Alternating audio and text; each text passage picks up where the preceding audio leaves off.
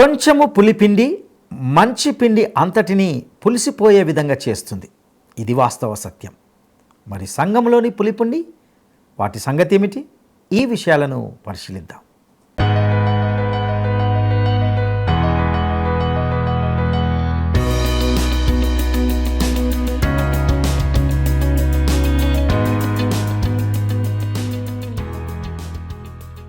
మహోన్నతుడైన క్రీస్తు యేసు నామములో ప్రేమధార వీక్షకులందరికీ శుభములు తెలియజేస్తున్నా.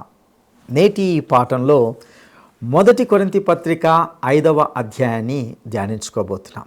ఈ అధ్యాయంలో పౌలు వారి మధ్య ఉన్న ఒక అనైతిక సంబంధం, అతిశయం వంటి సమస్యలను బట్టి కొరింథు సంఘాన్ని విమర్శించాడు. సహజంగానే ఇది ఇతర సమస్యలకు, మరిన్ని తప్పిదాలకు దారితీసింది. కొరింథీలోని విశ్వాసులు జవాబుదారీతనం లేని వారి వలె ప్రవర్తిస్తున్నారని పౌలు ఇందులో పేర్కొన్నాడు. దీని విషయమై అతడు వారు తగు చర్య తీసుకోకపోవడాన్ని ఎత్తి చూపుతూ ఉన్నాడు. సంఘంలోని ఒక సభ్యుడు కొనసాగిస్తున్న చెడు సంబంధాన్ని వారు తేలికగా తీసుకున్నందుకు పౌలు ఆ సంఘాన్ని గట్టిగా హెచ్చరించాడు. ఈ వ్యక్తి చేస్తున్న బహిరంగ పాపమును గురించి వారు చింతించక తమ గురించి అతిశయపడడం, ఇతరులను తీర్పు తీర్చడం కొనసాగించారు. కొరింథు సంఘంలో ఒక వ్యక్తి తన తండ్రి భార్యతో అనైతిక లైంగిక సంబంధం పెట్టుకున్నాడని ఒకరిద్దరు అతనికి నివేదించారు. ఇది యూద ధర్మశాస్త్రానికి మాత్రమే కాదు, అన్యమత సంస్కృతి నైతిక ప్రమాణాల ప్రకారం కూడా ఎంతో ఘోరమైనదిగానే ఎంచబడింది. ఇది బహిరంగ లైంగిక అనైతికతకు సంబంధించిన స్పష్టమైన వివాదాస్పదమైన అంశం. ఆ వ్యక్తిని తమలో నుండి తొలగించమని పౌలు సంఘానికి ఆజ్ఞాపించాడు. ఈ సంఘ క్రమశిక్షణ చర్యకు సంబంధించి అనేక విషయాలను వివరంగా ఈ పాఠంలో తెలుసుకుందామా? ప్రియ శ్రోతలు, మీ బైబిళ్ళు తెరవండి. ఈరోజు మన పాఠం 1 కొరింథీ పత్రిక 5వ అధ్యాయం 1 నుండి 13వ వచనం వరకు, అనగా అధ్యాయమంతా అధ్యయనం చేయబోతున్నాము. సావధానంగా వినండి. పౌలు అంటున్నాడు, మీలో జారత్వం ఉన్నదని వదంతి ఉంది. మీలో ఒకడు తన తండ్రి భార్యనే ఉంచుకున్నాడట. అట్టి జారత్వము అన్యజనుల్లో కూడా జరగదే. ఇలా ఉండి కూడా మీరు ఉప్పొంగుతున్నారే కానీ మీరెంత మాత్రము దుఃఖపడి ఇలా కార్యము చేస్తున్నవాణ్ణి మీలో నుండి వెలివేసిన వారు కారు.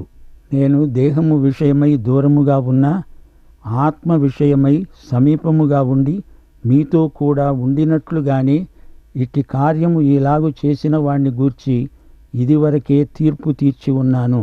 ఏమనగా, ప్రభువైన యేసు దినమందు వాని ఆత్మ రక్షించబడేటట్లు శరీరేచ్ఛలు నశించడానికి మన ప్రభువైన యేసుక్రీస్తు నామమున మీరు నా ఆత్మ మన ప్రభువైన యేసుక్రీస్తు బలముతో కూడి వచ్చినప్పుడు అట్టి వానిని సైతానుకు అప్పగించాలి. మీరు అతిశయపడడం మంచిది కాదు. పులిసిన పిండి కొంచెమైనా ముద్ద అంతా పులవ చేస్తుందని మీరెరుగరా? మీరు పులిపిండి లేనివారు గనుక కొత్త ముద్ద అవడానికి ఆ పాతదైన పులిపిండిని తీసిపారేయండి. ఇంతేకాక క్రీస్తు అనే మన పస్కా పశువు వధింపబడ్డాడు గనుక పాతదైన పులిపిండితోనైనా దుర్మార్గము దుష్టత్వము అనే పులిపిండితోనైనా కాకుండా నిష్కాపట్యము సత్యము అనే పులవని రొట్టెతో పండుగ ఆచరిద్దాము.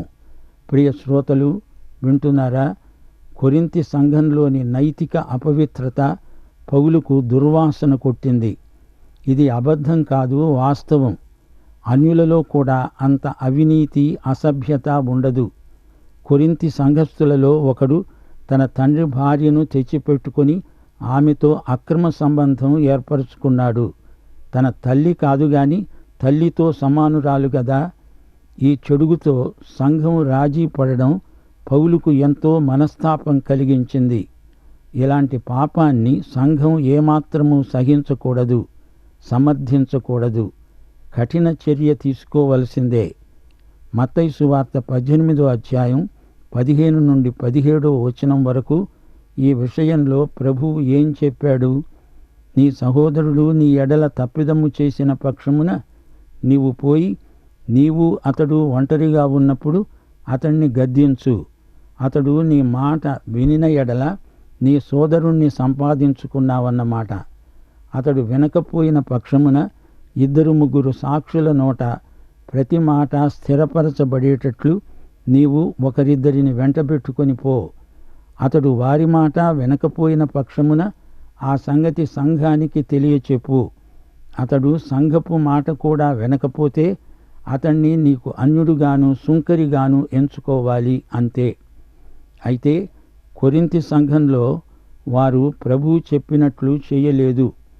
శరీరానుసారులతో రాజీ పడ్డారు. రాజీ పడటం అంటే ఆధ్యాత్మిక అపజయం, ఓటమి. ఒక సంఘస్థుడు మరీ బరితెగి ఘోరమైన లైంగిక పాపం చేస్తూ బహిరంగంగా తలెత్తుక తిరుగుతున్నాడు. అతన్ని సంఘంలో ఎవ్వరూ ఏమీ అనరు. పాపి తన పాపాన్ని విడిచిపెట్టడానికి ఎవరూ సాయం చెయ్యలేదు. మాకేం పట్టిందిలే అని విడిచిపెట్టి ఊరుకున్నారు. వ్యక్తిగతంగా ప్రతి సంఘ బిడ్డ తనలో ఏదైనా పాపం తలెత్తితే దాన్ని అక్కడికక్కడే దేవునితో పరిష్కరించుకోవాలి, లేదా మరెవరైనా సహాయం చెయ్యాలి. అయితే ఇప్పుడు కొరింథులో తలెత్తిన ఈ సమస్య చాలా జటిలమైనది. ఇది సంఘమే చర్య తీసుకోవలసిన పాపం.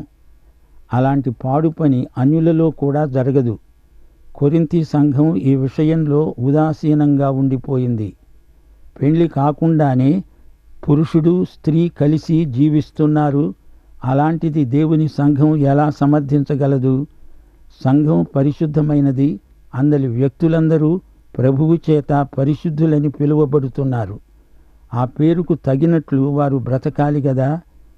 పౌలంటున్నాడు, సంఘస్థులారా, మీరందరూ కలిసి ఈ సమస్యను పరిష్కరించండి.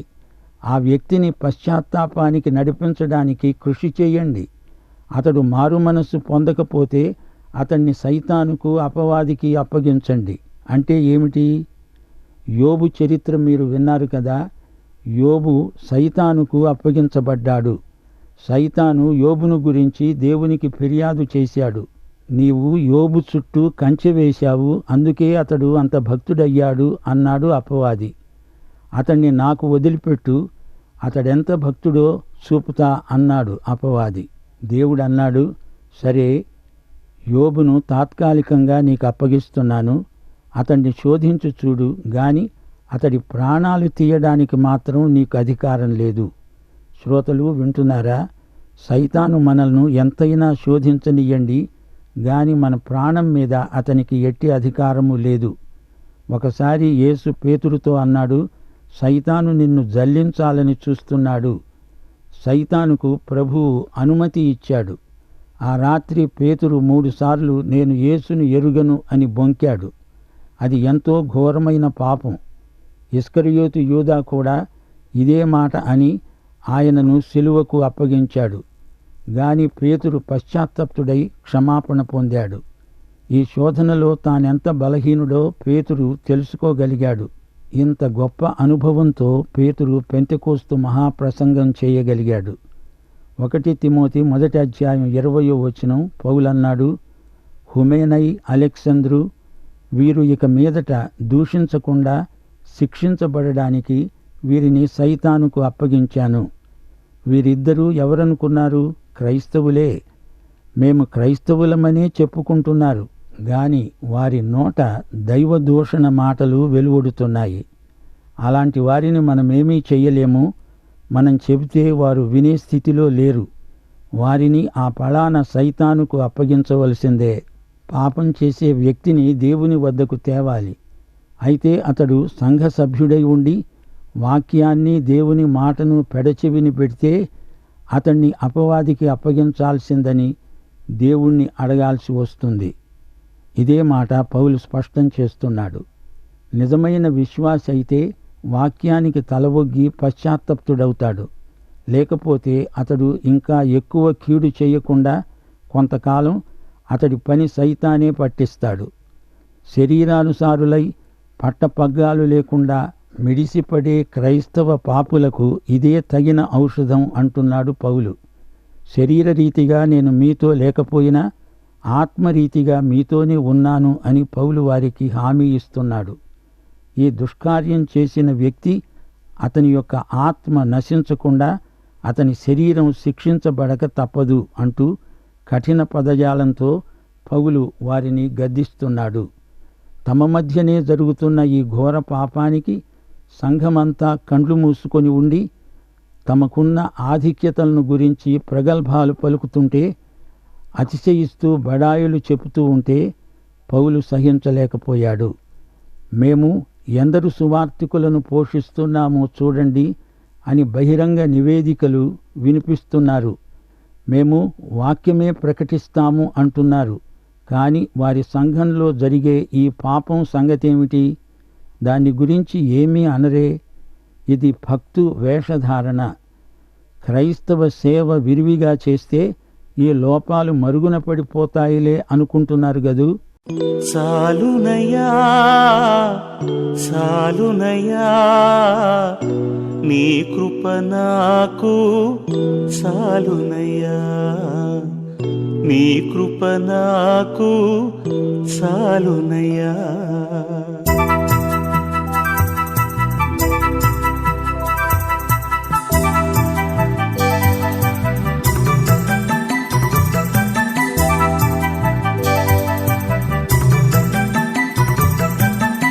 సాలునయ్యా సాలునయ్యా నీ కృప నాకు సాలునయ్యా, సాలునయ్యా సాలునయ్యా నీ కృప నాకు సాలునయ్యా. ప్రేమామయుడివై ప్రేమించావు, కరుణామయుడివై కరుణించావు. ప్రేమామయుడివై ప్రేమించావు, కరుణామయుడివై కరుణించావు. తల్లిగా లాలించి తండ్రిగా ప్రేమించే, తల్లిగా లాలించి తండ్రిగా ప్రేమించే ప్రేమ కరుణ నీ కృప చాలు. ప్రేమ కరుణ నీ కృప చాలు. సాలునయ్యా సాలునయ్యా నీ కృప నాకు సాలునయ్యా, నీ కృప నాకు సాలునయ్యా.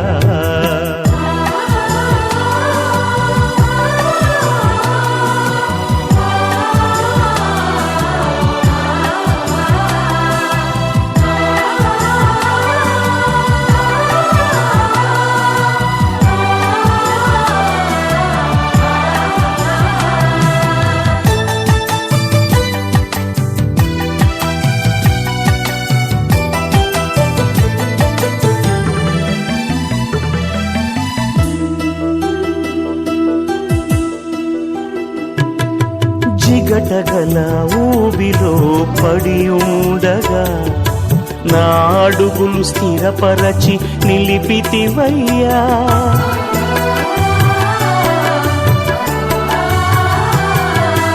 జిగటగల ఊబిలో పడి ఉండగా నా అడుగులు స్థిరపరచి నిలిపితివయ్యా. హిస్సోపుతో నన్ను కడుగుము యేసయ్యా, హిమము కంటెను తెల్లగా మార్చయ్యా.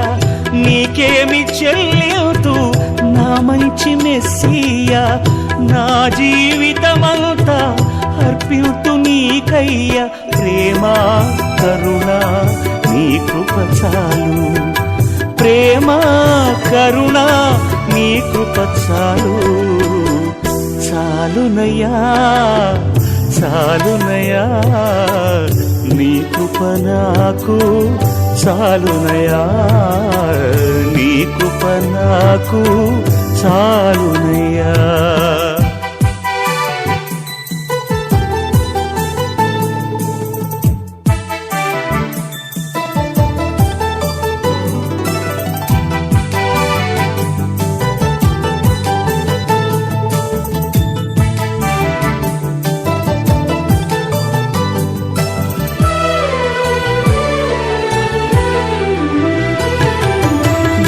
బంధువులు స్నేహితులు త్రోసేసిన, తల్లిదండ్రులే నన్ను వెలివేసిన,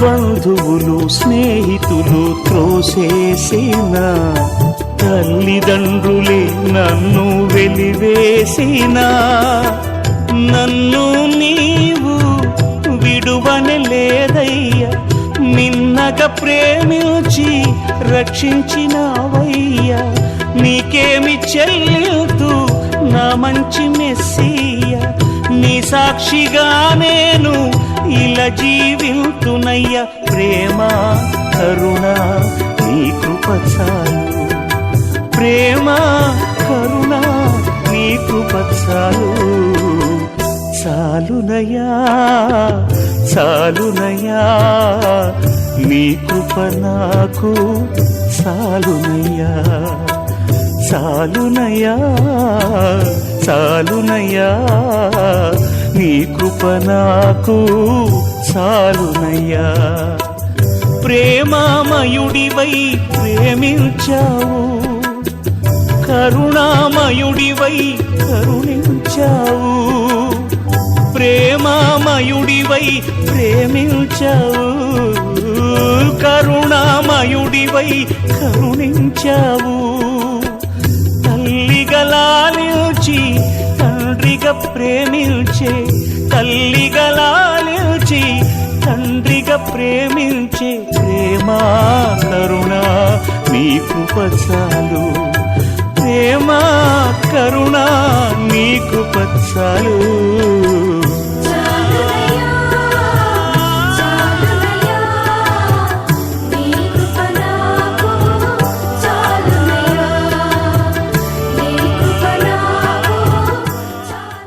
పౌలు నిష్కర్షగా చెప్తున్నాడు, మీ అతిశయం మంచిది కాదు, సిగ్గుపడాల్సింది పోయి ఇంకా గొప్పలు చెప్పుకుంటున్నారా? పులిపిండి కొంచెమే అయినా దానివల్ల పిండి ముద్ద అంతా పులిసిపోతుంది. పులిసిన పిండి ఎప్పుడూ కీడుకు చెడుగుకు సంకేతం. పాత పులిపిండిని తీసి పారేయండి. పులవని రొట్టెల పండగ ఆచరించండి. పులిపిండి ఉంటే రొట్టె పొంగుతుంది, ఉబ్బుతుంది. దాన్ని అతిగా పొంగనీయకుండా రొట్టె కాల్చాలి. పులుపెక్కువైతే రొట్టె చెడిపోతుంది. ఈ కొరింథీ సంఘంలో పులిపిండి ఎక్కువవుతూ ఉంది. పులిపిండిని తీసి అవతల పారేయండి. పాత నిబంధనలోని పండుగల క్రమము గమనించండి. పస్కా పండుగ కాగానే పులవని రొట్టెల పండగ వస్తుంది. క్రీస్తే పస్కా గొర్రెపిల్ల. ఆయనే లోక పాపము కొరకై బలి అయిన దేవుని గొర్రెపిల్ల. అందుచేత మీ జీవితాలలో పులిపిండి లేకుండా పులవని రొట్టెల పండగ ఆచరించండి. ప్రభువును మహిమపరచండి. ప్రభువు మరణాన్ని గురించి పునరుత్థానాన్ని గురించి మాట్లాడే మీరు, యేసు పస్కా గొర్రెపిల్ల అని ప్రకటించే మీరు పస్కా తరువాత పులవని రొట్టెల పండగ చెయ్యాలి గదా. మరి మీ జీవితాలలో, సంఘ జీవితంలో ఈ పులిసిన పిండిని పెట్టుకున్నారేమిటి అని పౌలు కొరింథు స్థానిక సంఘమును నిలదీసి అడుగుతున్నాడు. మీ పులిపిండి మీ పాత స్వభావం. అది దుర్మార్గం, దుష్టత్వం. పులవని రొట్టెలు అంటే నిష్కాపట్యం, సత్యం. మీలో యథార్థత లేదు. అవినీతి, అసభ్యత, లైంగిక కామవికారం ప్రకోపిస్తున్నాయి. ఇది మీ మంచికి కాదు అంటూ పౌలు కొరింథు సంఘానికి హితోపదేశం చేస్తున్నాడు. లేనిది ఉన్నట్లు, ఉన్నది లేనట్లు నటించవద్దు అని హెచ్చరిస్తున్నాడు. 9వ వచనం నుండి, జారులతో సాంగత్యము చేయవద్దని నా పత్రికలో మీకు రాశాను. అయితే ఈ లోకపు జారులతోనైనా, లోభులతోనైనా, దోచుకునే వారితోనైనా, విగ్రహారాధికులతోనైనా ఏమాత్రము సాంగత్యము చేయవద్దని కాదు. అలాగైతే మీరు లోకములో నుండి వెళ్ళిపోవలసి వస్తుంది గదా. ఇప్పుడైతే సహోదరుడు అనబడినవాడు ఎవడైనా జారుడు గాని, లోభి గాని, విగ్రహారాధికుడు గాని, చిట్టుబోతు గాని, తాగుబోతు గాని, దోచుకునేవాడు గాని అయి ఉన్న ఎడల అట్టి వానితో సాంగత్యము చేయకూడదు, భుజింపకూడదని మీకు రాస్తున్నాను. వెలపటి వారికి తీర్పు తీర్చడం నాకెందుకు? వెలపటి వారికి దేవుడే తీర్పు తీరుస్తాడు గాని మీరు లోపటి వారికి తీర్పు తీర్చేవారు గనుక ఆ దుర్మార్గుణ్ణి మీలో నుండి వెలివేయండి. శ్రోతలు వింటున్నారా? ఇలాంటి పాడు పనులు పాపక్రియలు చేయవద్దని అంతకు ముందు ఒకసారి పౌలు వీరికి రాశాడు. కొరింతు పట్టణం అన్ని రకాల పాపాలకు కూడలి. వీనస్, అఫ్రోడైట్ అనే పేర్లతో వెలిసిన కామదేవత గుడి ఆ ఊరు నడిబొడ్డున ఉంది. ఆ గుడిలో 1000 మంది దాకా పూజారిణులు ఉన్నారు. పూజారిణులు అని పేరే గాని వారు జారిణులు. మతం ముసుగులో ఎన్నో అసభ్య కార్యాలు జరుగుతాయి. అయితే ఒకడు సంఘంలోనే ఉన్నాడు. అతడు అవినీతిపరుడు. అతనితో సహవాసం చేస్తున్నారు, తింటున్నారు, తాగుతున్నారు. అతనితో రాజీ పడ్డారు. అతన్ని సహోదరుడా అని పిలుస్తున్నారు. అతనితో కరచాలనం చేస్తున్నారు. కలిసిమెలిసి ఉంటున్నారు. సంఘము యొక్క నైతిక ప్రమాణాలు లోకం స్థాయికి దిగజారిపోయాయి. ఈ రోజున మన పరిస్థితి ఎలా ఉందంటారు? లోకం దొడ్డిదోవన సంఘంలోకి వచ్చి కూర్చుంది. సత్యం కోసం ధైర్యంగా నిలువగల సాహసికులు, సంఘ పెద్దలు, కాపరులు, బోధకులు ఎందరున్నారు? సంఘం లోకం మధ్య రాజీ ప్రయత్నాలు చేస్తున్నది. సంసోను, దెలీలా మధ్య అపవిత్ర స్నేహం లాంటిదే ఇది. అయితే కొన్ని స్థానిక సంఘాలు యేసు ప్రభువుకు నమ్మకంగా ఆధ్యాత్మిక ప్రమాణాలు పాటిస్తున్నాయి. దేవునికి స్తోత్రం. సంఘంలో పక్షవాతం లాంటిది. లోభులు, ధనాపేక్షాపరులు, విగ్రహారాధికులు సంఘంలో ఉండడానికి కుదరదు. అన్యమతాల జోలికి పోయేవారికి సంఘంలో తావులేదు. సంఘస్థులు యేసు ప్రేమికులు, సువార్త శ్రామికులు. అంటువ్యాధి క్రిములను నిర్మూలించాలి. లోపలి పులిపిండిని తీసి బయట పారేయాలి. మనం సంఘానికి బయట ఉన్నవారికి తీర్పు తీర్చము కానీ సంఘములో ఉన్నవారికి క్రమశిక్షణ అవసరం. బయట ఉన్నవారి సంగతి దేవుడే చూసుకుంటాడు. కొరింతు సంఘములోని ఈ దుర్మార్గునిపై క్రమశిక్షణ ఎలా పరిణమించిందో పౌలే చెప్పాడు. 2 కొరింథీ 2వ అధ్యాయం 4 నుండి 8వ వచనం వరకు. మీకు దుఃఖము కలగాలని కాదుగాని మీ ఎడల నాకు కలిగి ఉన్న అత్యధికమైన ప్రేమను మీరు తెలుసుకోవాలని నిండు శ్రమతో మనోవేదనతో ఎంతో కన్నీరు విడుస్తూ మీకు రాశాను. ఎవడైనా దుఃఖము కలుగజేసి ఉన్న ఎడల నాకు మాత్రము కాదు, కొంత మట్టుకు మీకందరికీ దుఃఖము కలుగజేసి ఉన్నాడు. నేను విశేష భారము వాని మీద మోపక ఈ మాట చెప్తున్నాను. అట్టి వానికి మీలో ఎక్కువ మంది వలన కలిగిన ఈ శిక్షే చాలు గనుక మీరిక వానిని శిక్షించక క్షమించి ఆదరించటం మంచిది. లేని ఎడల ఒకవేళ అతడు అత్యధికమైన దుఃఖములో మునిగిపోతాడు. కావున వాని ఎడల మీ ప్రేమను స్థిరపరచవలెనని మిమ్ములను బ్రతిమాలుకుంటున్నాను. చూచారా? క్రమశిక్షితుడైన ఆ వ్యక్తి పశ్చాత్తప్తుడై దేవుని చేత క్షమాపణ పొందినవాడై సంఘము చేత తిరిగి చేర్చుకోబడ్డాడు. క్రమశిక్షణ అమలు పరచటంలో పౌలు ఎంతో ప్రేమను, సానుభూతిని వ్యక్తం చేశాడు. శ్రోతలు వింటున్నారా? పాపాన్ని వేలుపెట్టి చూపి ఇది పాపము అని ధైర్యంగా చెప్పగల దండిగుండెగల నాయకులు ఈ రోజున మనకు కావాలి. దావీదు ఎంత ఎత్తు నుంచి పడ్డాడో అంత లోతైన పశ్చాత్తాప అనుభూతి పొందాడు. 2 కొరింథీ 7వ అధ్యాయం 12వ వచనంలో పౌలు మరో మాట అన్నాడు. నేను మీకు రాసిన ఆ దుష్కార్యము చేసిన వాని నిమిత్తము రాయలేదు, వాని వలన అన్యాయము పొందిన వాని నిమిత్తము రాయలేదు. మా ఎడల మీకున్న ఆసక్తి దేవుని ఎదుట మీ మధ్య బాహాటమవటానికే రాశాను. సంఘ క్షేమాభివృద్ధి నిమిత్తమే పౌలు ఇదంతా చేశాడు. పాపాన్ని కప్పిపుచ్చే ప్రయత్నం సంఘము కానీ సంఘ నాయకులు కానీ చెయ్యకూడదు. ఆ దుర్మార్గుణ్ణి మీలో నుండి వెలివేయండి అని బాధ్యత నెరిగిన ఒక నాయకుడుగా, అపోస్తలుడుగా పౌలు ఆజ్ఞాపించాడు. సంఘాన్ని ఈ ఆధ్యాత్మిక అంటుజాడ్యం నుంచి కాపాడడానికే పౌలు అంత కఠినంగా వ్యవహరించాడు. ద్వితీయోపదేశకాండం 17వ అధ్యాయం 7వ వచనం, 24వ అధ్యాయం 7వ వచనంలో కూడా ఇదే ధ్వని వినపడుతోంది. మీ మధ్య నుండి ఆ చెడుతనమును పరిహరించాలి. సమాజములో దొంగ ఉంటే వాణ్ణి తొలగించాలి.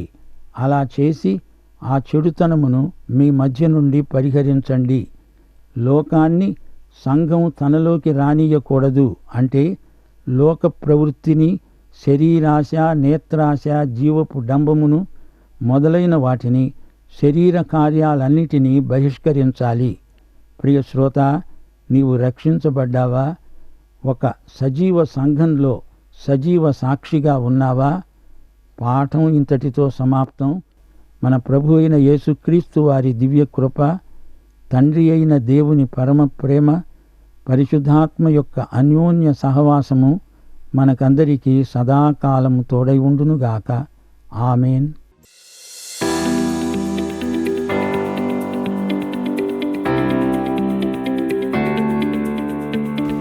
కొరింథీ సంఘంలోని పాపాన్ని అపోస్తలుడైన పౌలు దేనితో పోల్చాడు?